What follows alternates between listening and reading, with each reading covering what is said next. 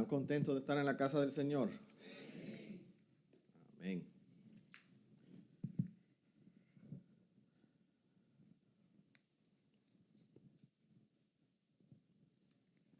También yo estoy contento de estar aquí y poder ver todas esas caras hermosas que me están mirando en este momento. Luego en la puerta les recojo su ofrenda por ese piropo. Hermanos, hace aproximadamente 2 meses yo prediqué unos mensajes acerca del Espíritu Santo. En el primer sermón contestamos la pregunta: ¿quién es el Espíritu Santo? La respuesta que vimos en ese mensaje fue primeramente que el Espíritu Santo es Dios. El Espíritu Santo tiene todos los atributos de Dios, como el ser eterno, omnipotente, omnisciente, omnipresente. Aprendimos una palabra en griego, allos, que usó Jesús para describir al Espíritu Santo, diciendo que el Espíritu Santo era otro igual o de la misma cosa que Él, afirmando la deidad del Espíritu Santo. También dijimos que el Espíritu Santo es una persona que tiene características de personalidad, tiene inteligencia, voluntad y también emociones. ¿Quién lo dijo? Alguien lo dijo aquí, estaba tomando notas ese día. Finalmente, en ese primer sermón aprendimos que el Espíritu Santo es nuestro, ¿dónde está Ramón? Nuestro paracleto.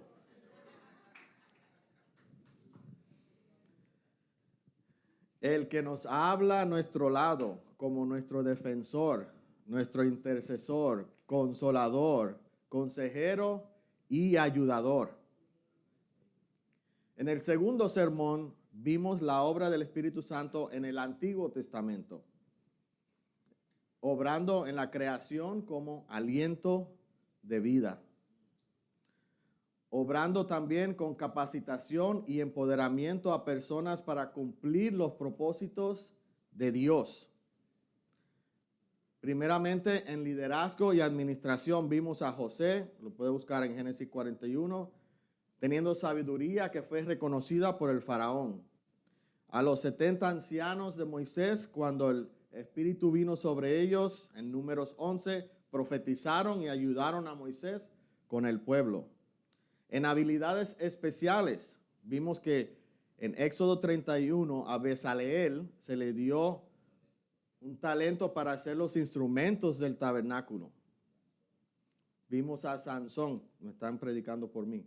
Vimos a Sansón en Jueces 14, que recibe fuerzas sobrenaturales en diferentes ocasiones para pelear con fieras o para pelear contra otros ejércitos enemigos. También vimos al Espíritu Santo obrando, dando profecía y palabra. Mencionamos a Miqueas en Miqueas 3, que reprendió a los líderes de Israel a través de una palabra recibida por Dios. Y Ezequiel, en Ezequiel 2, profetizó el juicio y la restauración de Israel. Ya que pudimos establecer la base de quién es el Espíritu Santo y cómo obró en el Antiguo Testamento, yo quiero continuar viendo la obra del Espíritu Santo ahora en el Nuevo Testamento, pero específicamente en la vida del creyente. Juan 14:16 nos dice: y yo rogaré al Padre y os dará otro consolador para que esté con vosotros un poquito de tiempo, por un ratito, mientras usted se porte bien, para siempre, para siempre. Pero para entender cuál es la obra del Espíritu Santo en la vida del creyente, tenemos primeramente que entender qué es la vida del creyente. ¿Cuáles son los pasos de la vida cristiana que todos nosotros estamos llevando a cabo si hemos aceptado el mensaje del Evangelio. ¿Ok? Tradicionalmente, este proceso de la vida cristiana se conoce como el Ordo Salutis o el orden de salvación. Y contiene 6 etapas o fases que están entrelazadas. La primera fase es regeneración.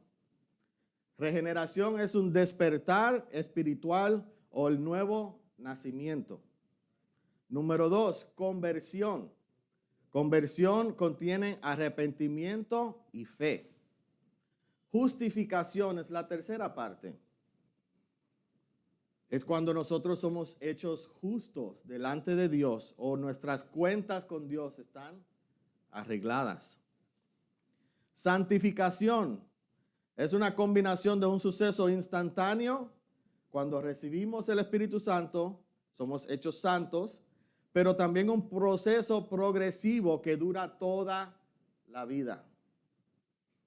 Perseverancia es la quinta etapa o la quinta fase. Perseverancia es eso mismo, mantenerse firme hasta el final. Y finalmente, glorificación.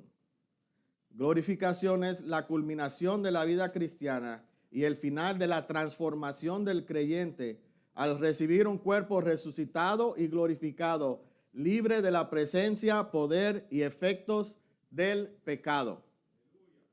De ahí en la glorificación ya es cuando nosotros estamos gozándonos con el Señor. ¿Ustedes no están contentos de eso? ¿Ustedes no le da alegría a ustedes de saber que Dios desarrolló un proceso tan detallado para que nosotros podamos caminar con Él toda nuestra vida y al final vivir una vida aún mejor con Él en la eternidad? Ahora vamos a ver cómo es que el Espíritu Santo obra en cada uno de estos procesos o pasos o fases. Les confieso, no voy a darlos todos hoy, porque si yo fuera a explicar lo que el Espíritu Santo hace en cada una de estas etapas en un mensaje, nos iríamos la semana que viene. Así que hoy vamos a dar 2. Los primeros 2 y vamos a tener que continuar esta serie porque yo creo que hay mucho que hablar del Espíritu Santo. ¿Ok? Y así terminamos rápido, temprano y nos vamos a comer cake. ¿Cuál era la primera fase de la vida cristiana? Regeneración. En Juan 3:5 nosotros vemos una historia, un pasaje que es muy conocido para los cristianos. Es una historia donde un líder religioso, un fariseo llamado Nicodemo, va donde Jesús de noche porque él quiere saber cómo él puede entrar en el reino de los cielos, cómo se hereda, cómo se consigue eso. Y aquí en Juan 3:5 vemos la respuesta de Jesús a esa pregunta. Le dice, de cierto te digo, que el que no naciere de agua y del Espíritu no puede entrar en el reino de Dios. Nicodemo se confundió cuando Jesús le dio esa respuesta. Porque Nicodemo está pensando como un hombre natural. Pero la palabra nos dice que el hombre natural no puede concebir las cosas del Espíritu porque son espirituales y para él son ajenas. Entonces Nicodemo en su mente finita, él le dice a Jesús literalmente, ¿acaso puede un hombre después de ser viejo volver a entrar en el vientre de su madre para nacer otra vez? Esa pregunta realmente tiene lógica. Yo creo que Nicodemo conocía el proceso de embarazo y él sabía que era imposible que una persona volviera a entrar en el vientre de su madre. Eso no tiene lógica. Pero en su mente en su mente finita, él no podía entender lo que Jesús le estaba diciendo. Y Jesús le explica, no es eso. Es que el nuevo nacimiento es un nacimiento espiritual. El nuevo nacimiento es una transición de muerte a vida que solo sucede a través de la obra ¿de quién?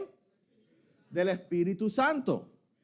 Tito 3, 4 y 5 nos dice, pero cuando se manifestó la bondad de Dios nuestro Salvador y su amor para con los hombres, nos salvó, no por obras de justicia que nosotros hubiéramos hecho, sino por su misericordia, por el levantamiento de la regeneración y por la renovación en la fuerza del individuo, en la habilidad de la persona, en los conocimientos de la persona, en el conocimiento de todos los graduados que estaban aquí. No, en la renovación, la regeneración y por la renovación del Espíritu Santo. Solamente a través del Espíritu Santo viene ese nuevo nacimiento. Esta regeneración no es algo que nosotros podemos llevar a cabo. No nos lo ganamos por ser buenos. Y de hecho, la necesitamos específicamente porque somos malos. Necesitamos regeneración porque el pecado que Adán cometió en el Edén, nosotros lo heredamos. Vivimos esclavizados por ese pecado y no podemos hacer nada para salir de esa condición.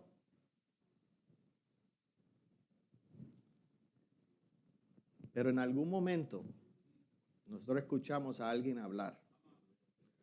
Nosotros escuchamos algo que hizo efecto en nuestra vida. Y nos dimos cuenta que estábamos perdidos y que necesitamos ayuda. Fuimos convencidos de nuestro estado pecaminoso. Juan 16, 7 y 8. Jesús hablando con sus discípulos de la obra del Espíritu Santo dice, pero yo os digo la verdad. Os conviene que yo me vaya, porque si no me fuere, el Consolador no vendría a vosotros. Mas si me fuere, lo enviaré. Y cuando Él venga, convencerá al mundo de pecado, de justicia y de juicio. Ese convencimiento es un abrir de ojos, pero de ojos espirituales, donde el Espíritu Santo nos hace ver, sobre todo entender nuestra condición. Por eso es importante entender nosotros que nosotros no podemos convencer a nadie para que sea cristiano. ¿Ok? Yo sé que nosotros somos bien apasionados cuando estamos compartiendo nuestra fe. Especialmente con nuestros familiares y con personas que nosotros amamos mucho. Nosotros a veces los vemos que se van hundiendo y hundiendo y hundiendo más en su pecado. Y nosotros quisiéramos como meternos dentro de ellos. Yo tengo varios en mi familia. Quisiéramos meternos dentro de ellos para que cambiaran su estilo de vida. Ese no es tu trabajo. Ese no es mi trabajo.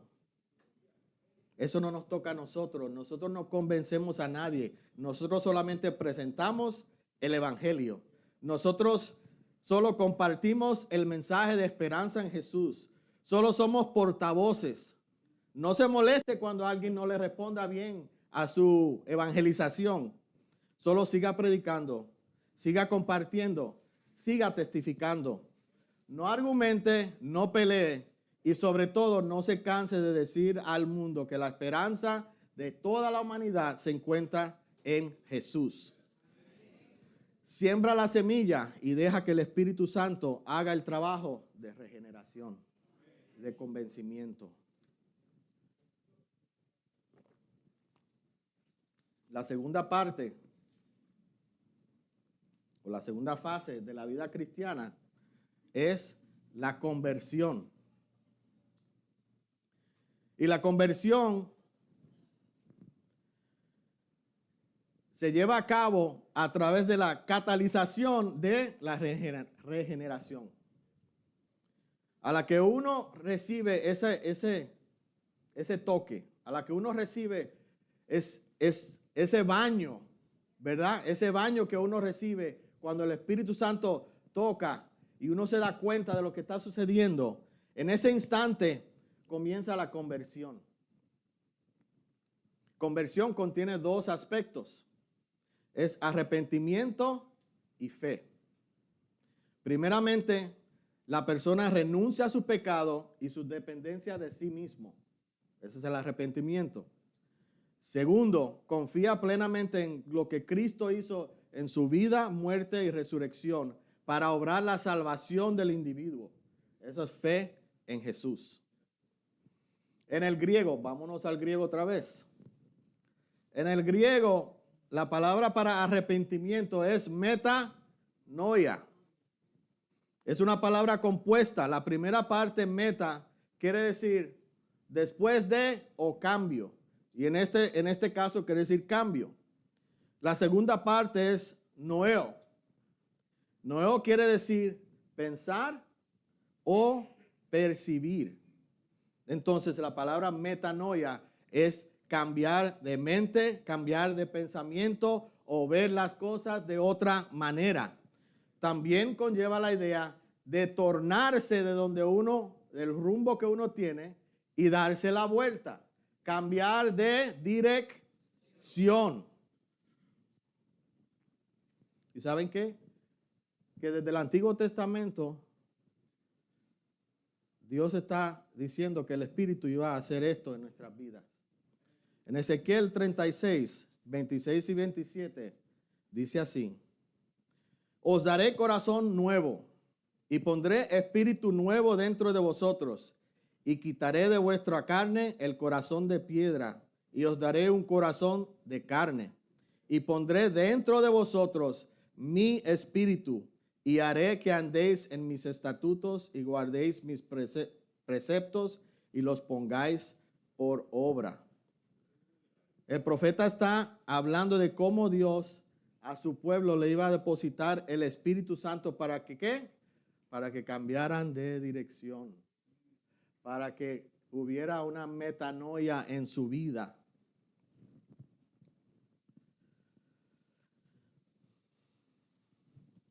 Y es el Espíritu Santo que nos mueve al arrepentimiento y a cambiar nuestro estilo de vida.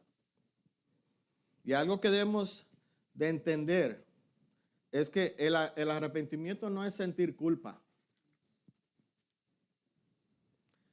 Arrepentimiento no es sentirte mal por algo que hiciste. Arrepentimiento no es tener dolor por algo que hiciste.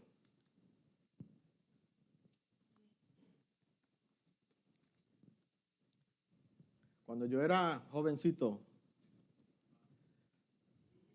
yo tenía algunas costumbres y algunas malas costumbres. Pecado en mi vida que yo continuamente hacía. Y después que lo hacía, lloraba, me sentía mal, me daba pena, me daba lástima, me sentía que era la peor persona del mundo. Pero cuando se me pasaba, ¿qué yo hacía?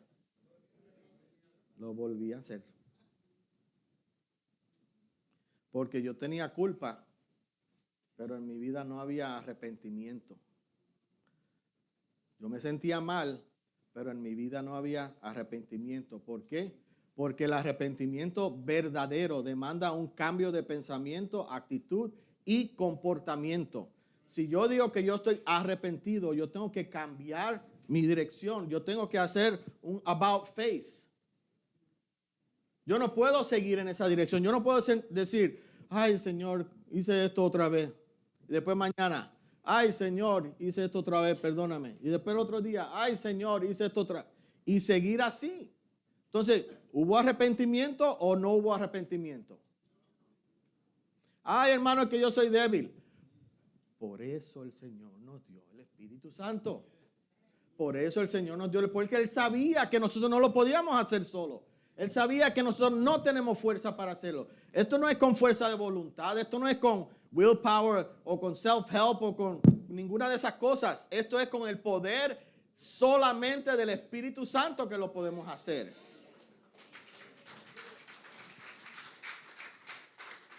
Tú no puedes cambiar tu vida con tus fuerzas.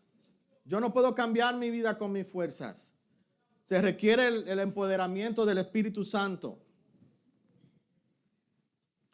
Segunda de Corintios 7, 9 al 10 dice: ahora me gozo, no porque hayáis sido contristados, sino porque fuiste contristados para arrepentimiento, porque habéis sido contristados según Dios, para que ninguna pérdida padecieseis por nuestra parte, porque la tristeza que es según Dios produce arrepentimiento para salvación, de que no hay que arrepentirse, pero la tristeza del mundo produce muerte. ¿Qué me vale a mí que yo me sienta mal cada vez que yo peque, pero cuando me recupero vuelvo al mismo pecado? Yo lo que estoy produciendo en mí es muerte. Porque la paga del pecado es ¿qué? Muerte. Mas la dádiva de Dios es vida eterna en Cristo Jesús, Señor nuestro. Pablo aquí le está hablando a los corintios, porque él escribió una carta reprendiéndolos. Esa carta no aparece en la Biblia. Es una carta intermedia. No aparece en la Biblia. Él escribió una carta reprendiéndolos por el trato que le dieron a él y por cosas no cristianas que estaba haciendo la iglesia. Pero entonces él recibe noticia de Tito, que la iglesia se había arreglado, que la cosa estaba bien. Y entonces él le escribe esta carta, le escribe ese capítulo y dice: me alegro que lo que les pasó porque se arrepintieron y eso les produjo salvación. Pero si no se hubieran arrepentido, el sentirse mal no vale de nada. Lo que hubieran alcanzado es muerte. Así que no nos confundamos. Sí, usted se debe sentir mal cuando usted hace algo que no le agrada a Dios. Y yo me debo sentir mal. Pero no queda ahí. No queda ahí.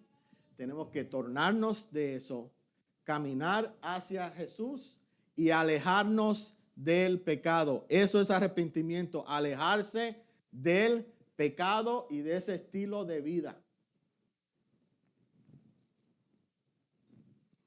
La segunda parte de conversión es el desarrollo de fe en Jesús. A través de la obra del Espíritu Santo en nuestras vidas podemos tener fe en Jesús. Primera de Corintios 12:3 nos dice: por tanto, os hago saber que nadie que hable por el Espíritu de Dios llama anatema a Jesús. Y nadie puede llamar a Jesús Señor sino por el Espíritu Santo. Ay, qué bueno que Dios nos mandó el Espíritu Santo. Muchas religiones conocen o saben de Jesús y lo reconocen de una manera u otra. El Islam lo reconoce como un gran profeta. Los hindúes lo reconocen como el gran gurú. Un gran gurú dentro de todos. La religión budista lo reconoce como el hombre iluminado. Aún los mismos judíos solamente lo reconocen como rabino o como un gran maestro.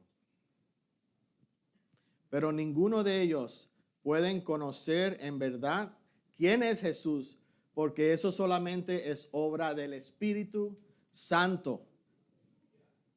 Juan 15:26 nos dice: pero cuando venga el Consolador, a quien yo os enviaré del Padre, el Espíritu de verdad, el cual procede del Padre, él dará testimonio acerca de mí. Él dará testimonio acerca de mí. ¿Se recuerdan al Paracleto? Una de sus funciones era de ser un testigo en la corte. Pues el mundo ha hecho juicio contra Jesús. Y lo tienen por mentiroso, por falso, por intolerante. Lo tienen por muchísimas cosas. Pero el Espíritu Santo está aquí para testificar a favor de Jesús y la obra redentora que Él hizo en la cruz del Calvario. Porque al igual que todos nosotros, alrededor del mundo hay millones y millones de cristianos que han sido transformados, que han sido regenerados, que han sido entregados su vida al Señor, que tienen fe, que se han arrepentido y su vida muestra el cambio que el Espíritu Santo y que Jesús ha hecho en ellos. Entonces el Espíritu Santo es el testigo de testigos que confirma lo que Jesús hizo aquí en la tierra. Juan 16:14 nos dice, Él me glorificará, porque tomará de lo mío y os lo hará saber. Él me glorificará.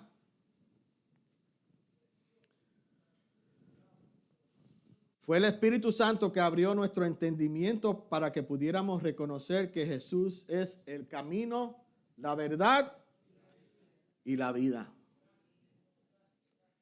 Gracias, gracias Espíritu Santo.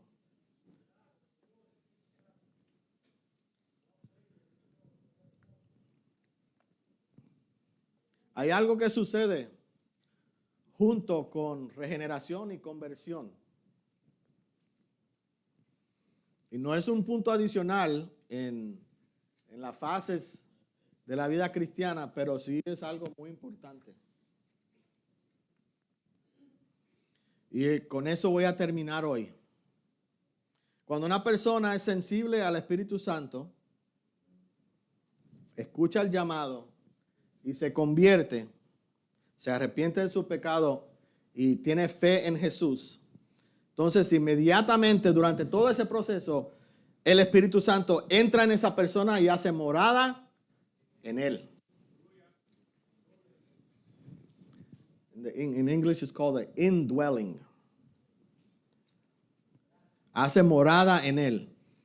Y de ese momento en adelante, el Espíritu Santo equipa a la persona para el camino de la vida cristiana.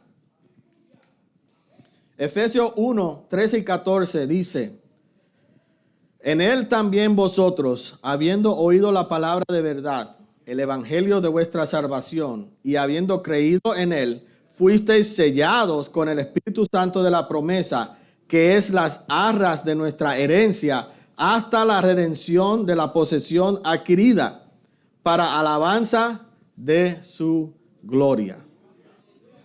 Volvamos al griego, porque la palabra sellado es sfragis, y significa pertenencia, identidad, autenticidad. Y viene de cuando los reyes enviaban una notificación, una carta, un anuncio, un edicto. ¿Qué era lo que hacía el rey para demostrar que eso era un mensaje legítimo? El rey agarraba el papel, right? Le ponía unas gotas de cera y ¿con qué lo sellaba? Con su anillo lo sellaba, diciendo, este mensaje es auténtico, o esta cosa es propiedad del rey, o esto pertenece al rey, o esto es legítimo que viene del rey. De la misma manera, nosotros somos sellados en ese momento que recibimos el mensaje del evangelio.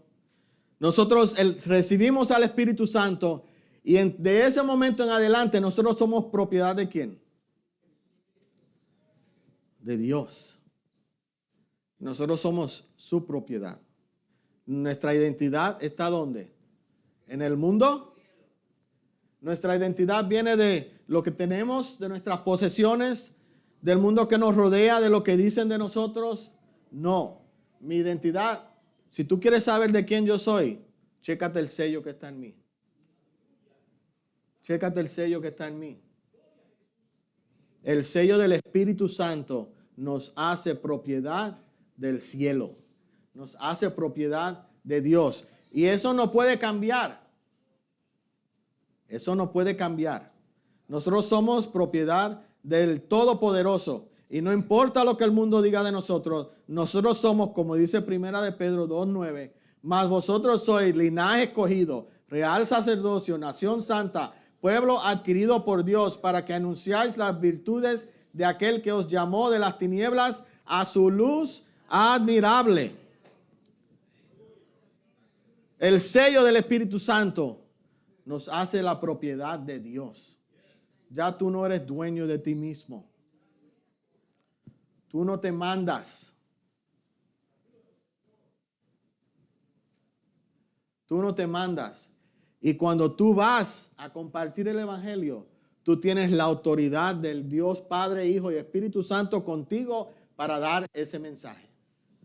Cuando los hombres siempre llegaban a leer a una carta del rey, decían que by authority of the king, por la autoridad del rey. Pues nosotros tenemos la autoridad del Rey de Reyes y Señor de Señores.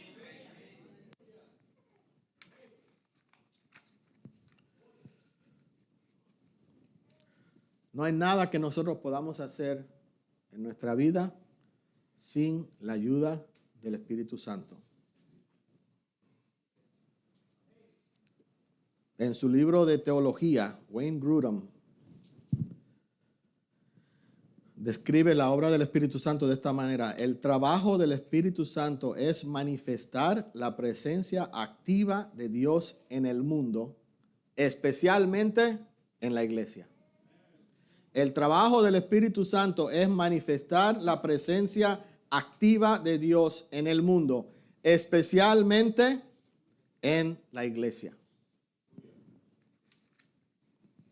Hoy nosotros vimos apenas 2 fases del caminar cristiano: regeneración y conversión, que incluyen arrepentimiento y fe en Jesús. Próximamente estaremos viendo justificación, santificación, perseverancia y glorificación.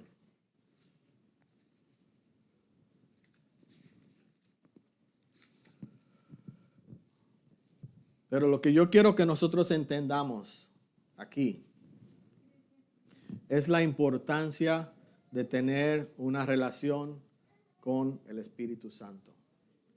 La importancia de conocer al Espíritu Santo. La importancia de escuchar su voz. La importancia de saber cuando Él te habla. La importancia de saber que Él nos dirige. La importancia de saber que Él no nos deja.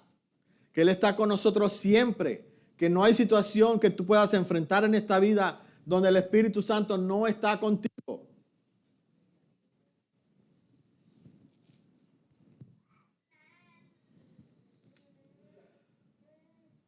Juan 16:13. Pero cuando venga el Espíritu de verdad, Él os guiará a toda verdad. ¿Quién es la verdad? ¿Quién es la verdad?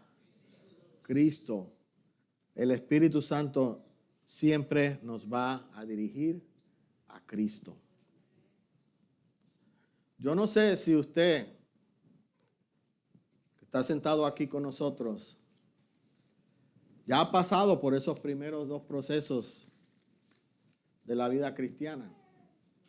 Yo no sé si usted ha sentido esa inquietud de parte del Espíritu para tomar una decisión. Yo no sé si usted ha aceptado esa invitación y ha tomado la decisión. Pero yo le digo que usted puede hoy comenzar con esos pasos. Usted puede hoy comenzar a caminar su vida cristiana si usted acepta el llamado que Jesús hace. Venid a mí todos los que estáis trabajados y cargados, y yo os haré descansar. Todo lo que Jesús ofrece es bien. y es bueno, y bueno en gran manera. Pero si nosotros no lo aceptamos, no podemos disfrutar de la presencia del Espíritu Santo, ni podemos disfrutar de este lindo proceso que Dios ha establecido para la vida del creyente.